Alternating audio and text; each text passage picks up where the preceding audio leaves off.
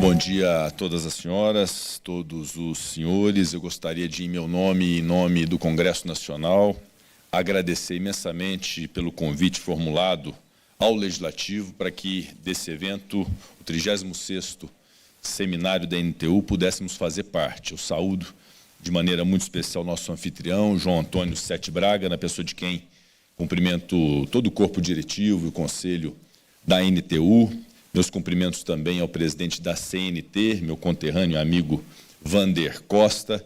Saúdo o deputado federal Diego Andrade, também meu conterrâneo e amigo, presidente da Frente Parlamentar do Transporte Público da Câmara dos Deputados. Cumprimento o secretário executivo de Mobilidade do Distrito Federal, Alexandre Carreiro, a quem peço que encaminhe os nossos melhores cumprimentos ao governador Ibanez Rocha. Também uma saudação muito especial ao secretário nacional de Mobilidade Urbana do Ministério das Cidades, Denis Eduardo Andia, a quem cumprimento pelo pronunciamento e peço também que leve ao ministro, competente ministro Jader Filho, a nossa melhor saudação. Saúdo o presidente da FABUS, Rubem Antônio Bizzi, que me formulou um convite irresistível para visitar Caxias do Sul, né, e organizaremos em breve essa visita. Saúdo a deputada federal delegada Catarina, todos os demais parlamentares que aqui estão. Cumprimento os empresários, fornecedores do segmento do transporte coletivo de passageiros, todas as senhoras, todos os senhores.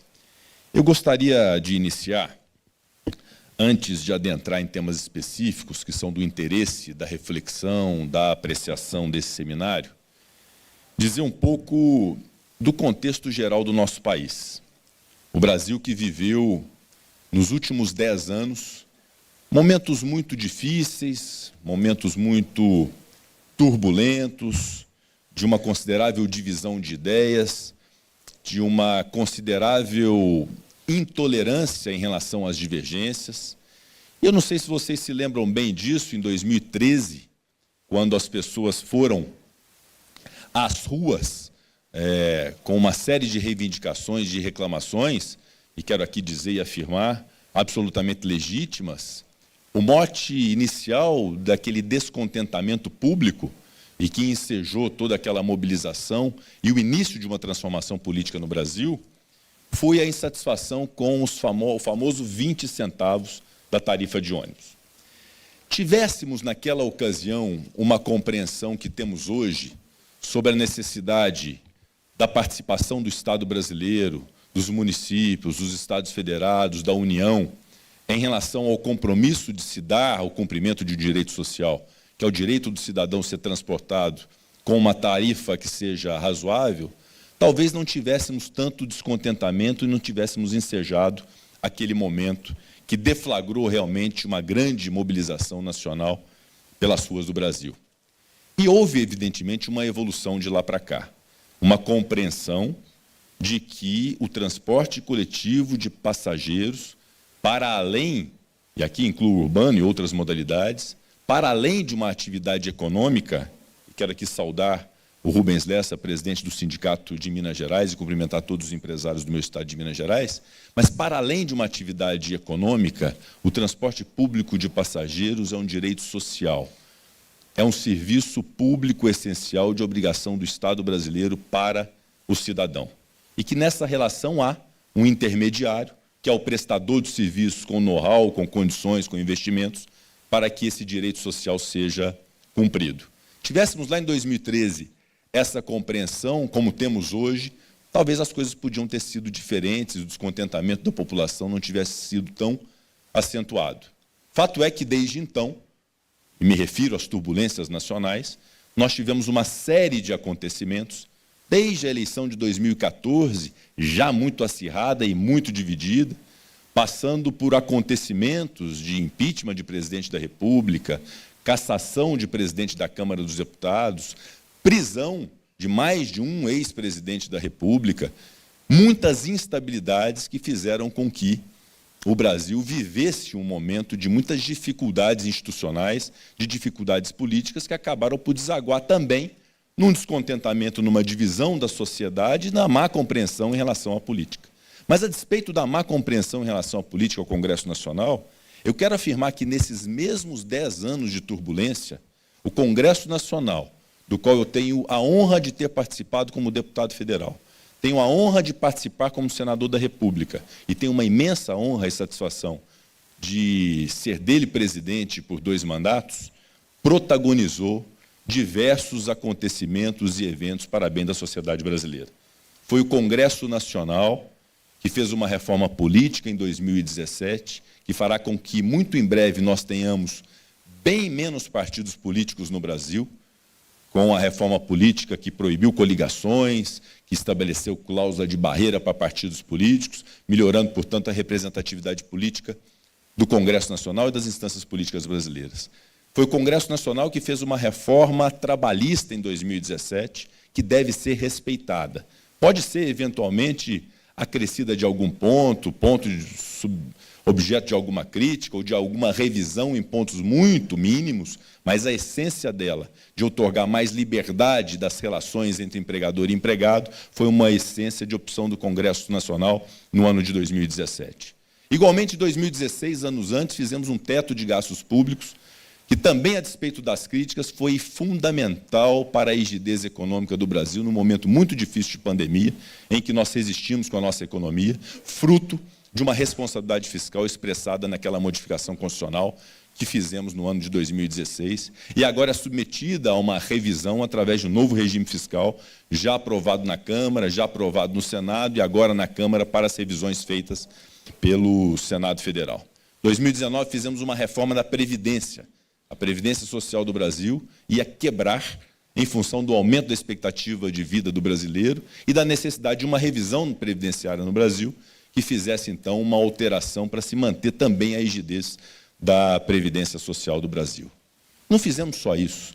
Nós fizemos um marco legal de saneamento, uma capitalização da Eletrobras, uma autonomia do Banco Central, uma modificação do sistema cambial que tornou mais ágil o sistema cambial brasileiro, a solidez cada vez mais acentuada do sistema financeiro, inclusive através do PIX, que é um dos mais modernos instrumentos que temos de transações financeiras do mundo.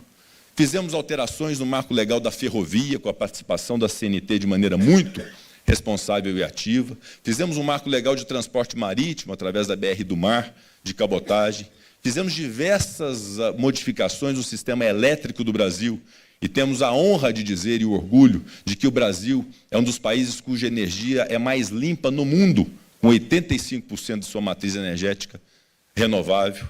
Fizemos uma nova lei de falências e recuperação judicial. Fizemos uma nova e moderna lei de licitações, sob a relatoria do senador Antônio Anastasia. Modificamos até o futebol brasileiro com a Sociedade Anônima do Futebol, um marco que é transformador para o futebol brasileiro. E aqui eu seguiria, meus amigos e minhas amigas, com uma série de iniciativas e de medidas que foram tomadas para a modernização, para a segurança jurídica, para a estabilidade do Brasil. Temos, em diversos aspectos, boas leis. Temos diversos aspectos, bons exemplos de execuções do Poder Executivo de diversas instâncias que servem de exemplo para o resto do Brasil. Aliás, eu digo que o Brasil, obviamente, deve ter como referência experiências de países estrangeiros, mas o Brasil precisa aprender com o Brasil. Porque, certamente, em algum lugar do nosso país, em algum município, em algum estado, há sobre um determinado tema uma experiência bem-sucedida que deve ser copiada pelos demais. Por isso, eu faço essa introdução apenas para despertarmos algo que é muito importante que tenhamos no Brasil, que é um sentimento de otimismo, de boas perspectivas, de que não aconteceram só coisas ruins no passado recente, que há muitas coisas positivas e que estabelecem um ambiente propício para o nosso crescimento. Aliás, o que nós temos de realidade hoje, em termos de número da economia do Brasil, com a valorização da moeda, com a tendência de queda da inflação, com as reservas cambiais intocadas, com uma boa balança comercial, com uma boa perspectiva de relações internacionais, com a queda da taxa básica de juros agora anunciada pelo Banco Central, depois de um longo tempo, mas uma redução que foi muito comemorada por nós todos, a redução dos juros futuros. Nós temos bons extraordinários números da economia que fazem com que nós possamos ter o sentimento que vocês precisam ter como empresários de confiança no nosso país. Por isso, esse momento em que nós celebramos, de certo modo, uma estabilidade política, uma estabilidade institucional, uma boa relação entre os poderes, e com números, são números muito significativos para o Brasil e para a sua economia, isso deve ser enaltecido, mas sem o sentimento de que as coisas estão todas resolvidas, porque o Brasil também tem os seus problemas. E esses problemas, então, devem ser de forma madura, responsável, com diálogo, sem lacração e internet, serem resolvidos no dia a dia da política e no diálogo com a sociedade civil. E aí, entrando no tema, que é o objeto principal desse seminário, e eu cumprimento essa iniciativa de construir, através de um seminário dessa natureza, ideias, soluções e propostas para um setor, que é um setor muito importante, da economia e da vida social do Brasil, eu destaco primeiro o grande desafio que nós temos, depois de cumprida a etapa da reforma trabalhista, da reforma política, da reforma previdenciária, de diversos marcos legislativos, a reforma tributária. Não há dúvida que, depois de tantos anos de discussão, nós tenhamos, nesse instante, o maior desafio do Brasil, que é o estabelecimento de um sistema de arrecadação que seja minimamente razoável. Se eu indagar para essa plateia inteira, se todo mundo, ou se alguém, melhor dizendo, concorda com o sistema tributário brasileiro, vão todos discordar do sistema tributário brasileiro e não vão discordar por um ponto só. Vão discordar por uma série de argumentos e uma série de fundamentos, porque, de fato, o nosso sistema tributário é caótico, de difícil compreensão, suscetível a brechas e alternativas que estabelecem concorrência desleal. Não é nem necessariamente a sonegação, é o planejamento tributário que estabelece a desigualdade no setor produtivo brasileiro. Então, a reforma tributária foi objeto de comissão mista do Congresso Nacional, foi durante 2 anos debatida no Senado, foi durante 2 anos debatida na Câmara dos Deputados, fizemos um acordo político, símbolo da maturidade, de que era importante entregar essa reforma, iniciando na Câmara dos Deputados e depois submetida ao Senado Federal, e eu tenho muita convicção de que, até o final do ano, nós tenhamos a oportunidade de promulgar, numa sessão do Congresso Nacional, uma emenda constitucional com a reforma tributária do Brasil e com o reconhecimento da importância do transporte público de passageiros, que não pode ser mais onerado. Em segundo lugar, sobre o marco legal da mobilidade. Esse é um projeto que foi construído, inclusive com segmentos da sociedade civil, não só o setor empresarial, mas outros setores também que debateram e entregaram um anteprojeto ao então senador Antônio Anastasia, do meu estado de Minas Gerais, hoje ministro do Tribunal de Contas da União. E esse projeto foi apresentado, hoje está na Comissão de Infraestrutura do Senado Federal, sob a relatoria do primeiro vice-presidente do Senado, o senador veneziano Vital do Rego, e temos, secretário Denis, em relação a esse projeto, um sentimento de urgência e de importância dele.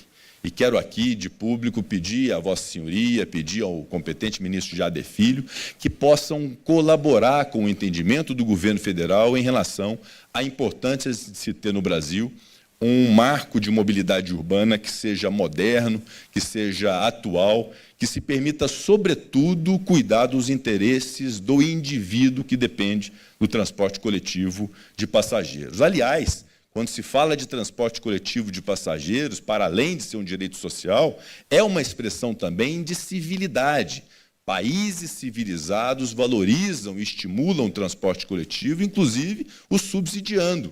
E é importante que no Brasil também, ao invés da cultura da multiplicação de automóveis, de multiplicação de motocicletas, tenhamos um transporte coletivo no digno que possa atrair todas as camadas sociais do Brasil para o seu uso. Isso passa necessariamente por um marco legal da mobilidade, ao projeto 3.278, de autoria do senador Anastasia, que eu quero crer que ainda esse semestre nós possamos nos desincumbir de sua aprovação no Senado, enviando à Câmara dos Deputados. Um terceiro ponto importante, que é, de fato, da gratuidade, e é importante que se interprete, que se comunique nesse sentido para a sociedade, para a opinião pública, para a imprensa, que quando se fala na gratuidade, jamais se questionando a gratuidade em si.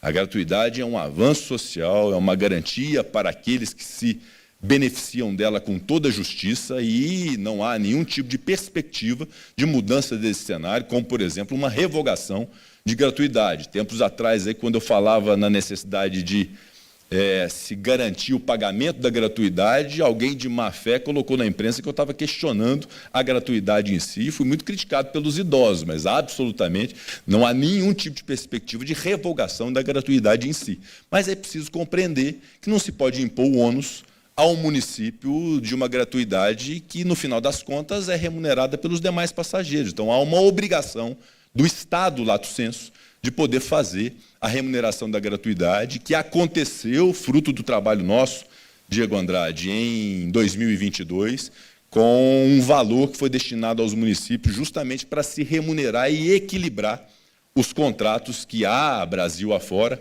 sobretudo em função de um momento muito crítico do setor, que foi o momento da pandemia, em que houve pouco socorro ao setor, salvo essa questão da gratuidade de 2022. Mas é algo que deve ser incutido como uma cultura, porque, de fato, não é nada disfuncional, não é nada distorcido, não é nada injusto, é prevalecer e trabalhar pela gratuidade, garantindo que haja a compensação devida ao ente que deve garantir essa gratuidade. Um quarto ponto é da transição energética.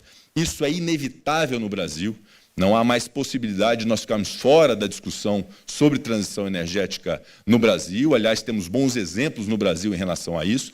E isso passará irremediavelmente, de maneira principal e talvez inicial, no transporte coletivo de passageiros. Talvez o foco principal seja a substituição, em próximos anos, da substituição da frota de veículos de transporte coletivo de passageiros por veículos movidos a energia renovável. Isso, obviamente, o setor deve estar atento, e o Estado brasileiro igualmente, e para fomentar isso, no final das contas, porque, de fato, esta é uma realidade, boa parte da poluição das cidades advém mesmo do motor dos ônibus a combustão, e que, obviamente, isso é algo que interessa a todos os personagens do setor, essa transição energética. Mas, para isso, é preciso que rediscuta o novo ciclo industrial do Brasil e que se permita o crédito necessário para isso. Aliás, há uma liquidez no mundo de diversos instrumentos e entidades de financiamento. Quando o projeto é sustentável, aderente ao meio ambiente, há recursos. Então, o que precisa é o Estado brasileiro, em conjunto com a sociedade civil e as associações, se organizarem para que o setor possa ser não beneficiado, mas se possa garantir que seja um personagem ativo dessa transição energética. E aí me refiro ao crédito, evidentemente, um crédito que seja tolerável. Já tivemos uma redução da taxa básica de juros, ainda é a maior taxa de juros do mundo, do Brasil, sobretudo numa tendência de queda da inflação. O delta realmente fica muito além do que é de outros países, então vamos perseguir sempre a redução da taxa de juros. Mas é preciso que o Estado participe disso também, para que se possa ter financiamento, que seja financiamento atrativo para a renovação da frota, por uma frota verde, por uma frota sustentável. Há projetos que nós devemos nos dedicar, deputado Diego Andrade, deputada Catarina, referente ao combate ao crime organizado, sobretudo porque o crime organizado, por vezes, se expressa através de colocar fogo em ônibus. E isso, evidentemente, prejudica a coletividade, não prejudica só a empresa. Isso entra no reequilíbrio dos contratos e, obviamente, que isso deve ser uma pauta de recrudescer esse tipo de atitude. E há diversas experiências no Brasil em quando sequer a autoridade policial, judicial, o Ministério Público, as autoridades políticas querem acabar com um determinado crime, conseguem. Então, eu acho que é uma dedicação que tem que se ter, porque isso é realmente uma afronta à coletividade e à sociedade brasileira, quando se coloca fogo no ônibus e deixa as pessoas sem transporte naquele instante, às vezes por dias, em função desse tipo de acontecimento. É um objeto também de atenção do Legislativo. Hoje, pela manhã, eu recebi o ministro-chefe da Casa Civil, Rui Costa, o ministro da Secretaria de Relações Institucionais, Alexandre Padilha, juntamente com as suas respectivas equipes, para apresentarem à presidência do Senado o novo Programa de Aceleração do Crescimento, novo PAC. E ali estão contidas uma série de medidas e projetos de mobilidade. É muito importante que os prefeitos estejam atentos e priorizem os projetos de mobilidade, que é algo realmente muito importante também para o setor e para a coletividade. Aqui de público quero cumprimentar o governo federal por essa iniciativa de buscar a aceleração da economia e do desenvolvimento do Brasil a partir de obras estruturantes e, sobretudo, obras inacabadas. Então, aquele conceito de que aquilo que é do outro governo tem que extinguir, não. A obra que começou e está inacabada tem que terminar, independente do governo que tenha dado a ela origem. Então, é algo que deve ser enaltecido e reconhecido junto ao governo federal. Falava agora com o Sete Braga a respeito de um tema importante. Certa vez quiseram acabar com o Vale Transporte no Congresso Nacional, substituindo o Vale Transporte por pecúnia, não é? Isso é um retrocesso. O Vale Transporte é uma conquista do trabalhador brasileiro, é um direito social assegurado, acaba reequilibrando os contratos havidos em relação ao transporte público de passageiros, e nós temos, na verdade, que ampliar. Aquelas pessoas que estão desempregadas, eventualmente submetidas a programas sociais como Bolsa Família, além da comida, além de ter o direito mínimo básico de sobrevivência, tem que ter o direito também de se transportar gratuitamente com subsídio do governo para buscar emprego. O que se quer com o programa social é justamente fazer com que aquela pessoa sobreviva do programa social naquele instante da vida dela, mas que em algum momento ela saia para poder ir para o mercado formal de trabalho. E para isso ela precisa se locomover, para isso ela precisa procurar o emprego, ela precisa procurar o trabalho, ela precisa até fazer o bico dela. Para sobreviver, ela precisa do transporte. Então, nós temos, secretário Denis, que avançar também nessa lógica de que, nesse pacote de cesta básica, nesse pacote de auxílio e de ajuda individual às pessoas vulneráveis do nosso país, que é absolutamente justo, num país com muita exclusão, que tenhamos essas iniciativas também de poder fomentar a garantia para que essas pessoas se transportem nas cidades brasileiras. E, encerrando, eu queria dizer algo que é muito importante, que nós temos que buscar sempre. Não é dado a ninguém, a nenhuma autoridade, um presidente do Senado, um deputado federal, ou um prefeito municipal, ou uma Câmara de Vereadores, ou um governador de Estado, não é dado o direito de violar premissas constitucionais de ato jurídico perfeito, de direito adquirido, de coisa julgada, em qualquer circunstância. Então, os contratos celebrados devem ser cumpridos. Essas inovações que, por vezes, acontecem na relação com os empreendedores, com quem investe no Brasil, não só nesse segmento, outros tantos segmentos, é algo muito nocivo.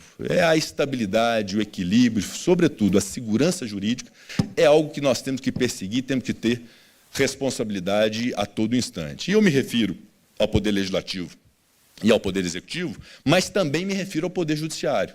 Não é dado também a nenhum juiz de direito e a nenhum ministro do Supremo Tribunal Federal, ou ministro do STJ, nenhuma autoridade judiciária, buscar, seu bel prazer, também descumprir a lei para interpretar, num caso concreto, algo diverso do que está previsto na lei. Então, essa instabilidade que, por vezes, acontece no Brasil, de se ter uma realidade, aí se provoca o judiciário, se tem uma realidade diferente, aí um projeto de lei já se entra para poder mudar aquela realidade. Isso é muito ruim para a estabilidade e para o crescimento do Brasil, porque fica parecendo que as coisas no Brasil não têm solidez e podem mudar a qualquer sopro do vento. E, no final das contas, o que isso significa? Quando se vai fazer o investimento no Brasil, já se coloca um valor maior de preço, considerando essas variações das instituições públicas do Brasil. Então, essa busca, esse respeito à segurança jurídica, à estabilidade, o respeito aos contratos, o respeito aos atos jurídicos, às opções políticas, por vezes feitas, isso é muito importante para que tenhamos um país desenvolvido e que possa combater o que é mais básico de ser combatido no Brasil, que é miséria, que é fome, desemprego, falta de moradia. O cidadão quer muito pouco para sobreviver. Ele quer ter uma casa para morar, e temos um programa Minha Casa Minha Vida, ele quer ter uma renda mínima, e temos o Bolsa Família, e ele quer ter um emprego. E se ele tiver um emprego, ele resolve todos os problemas demais da vida dele, porque ele tem a capacidade de se autossustentar e a obrigação do Estado brasileiro garantir emprego a todas as pessoas. E celebra e comemora, inclusive, a redução do índice de desemprego para 8% nesse último trimestre, que realmente é algo que deve ser enaltecido. E, por fim, para encerrar mesmo, eu quero estabelecer uma premissa que considero fundamental e que deve ser difundida por todos, com a obrigação de todos de difundi-la. Em relação ao setor dos senhores, transporte coletivo de passageiros, seja urbano, seja intermunicipal, seja interestadual, seja internacional, é um serviço público essencial de direito do cidadão. Não é uma atividade puramente de mercado que se autorregula, que se autodetermina, que as coisas se resolvem no dia a dia com os empreendedores, com concorrência. Não é essa a lógica, porque se essa lógica imperar equivocada, nós teremos em muitas cidades brasileiras, em muitos estados brasileiros e em muitas regiões do Brasil uma profunda desigualdade de locais desprovidos de transporte público de passageiros, o que é algo indesejado por todos nós. Então, temos muita responsabilidade nessa abordagem e nessa apreciação, porque não é um protecionismo do setor, é um protecionismo do cidadão brasileiro e da própria Constituição Federal, que impõe que serviços públicos dessa natureza se deem por concessão ou por permissão, sempre com licitação e com a participação do Estado brasileiro, e, nesse caso, sobretudo, com a ajuda financeira e com subsídios do Estado brasileiro, porque isso interessa ao cidadão brasileiro. Peço perdão por ter alongado, mas realmente é um tema que deve ser tratado com muita responsabilidade, e temos aqui a afirmação do compromisso do Senado Federal com esse tema. Muito obrigado.